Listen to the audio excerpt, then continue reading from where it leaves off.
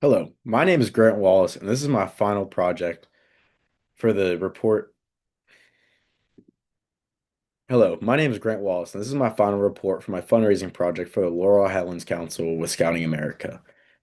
This project was exciting to me because not only were we able to get donations and get some money, but it also was going to a good cause to help out some kids with disabilities and have them live a life where they have a week to not have any restrictions with them.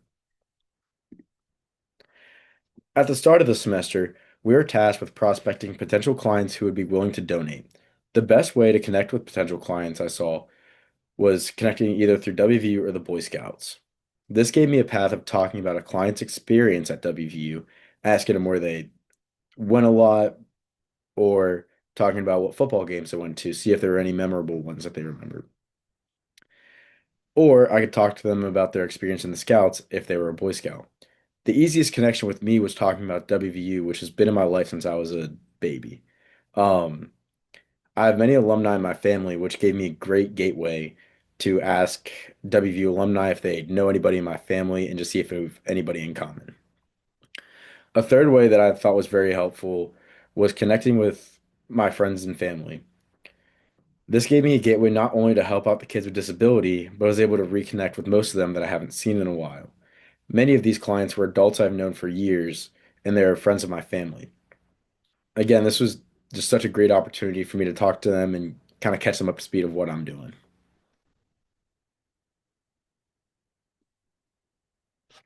When reaching out to clients, I quickly found out that text messages and email messages were the most effective form of communication. In comparison to cold calls, this was a form of communication that people could read when they had time instead of calling them at a bad time or when the client wasn't taking calls. Emailing and texting people was also great to relationship build because it was an open form of communication and presented more opportunities to reconnect with one another. This is also a way where I could set up warm calls and further down the line of communication, talk about the camp and what it provides, and just talk about some of the equipment that these scouts have kind of made for these kids. One of the most important things I saw was talking to Megacore.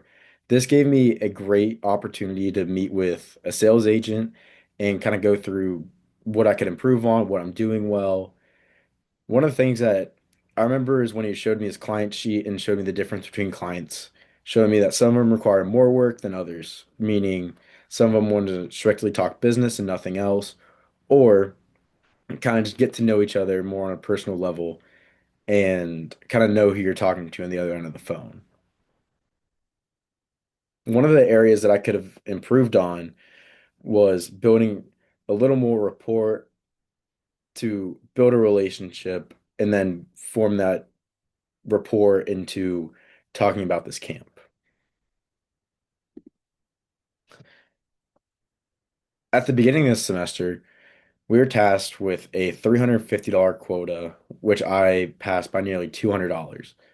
This gave me confidence that I could sell with what this class has taught me.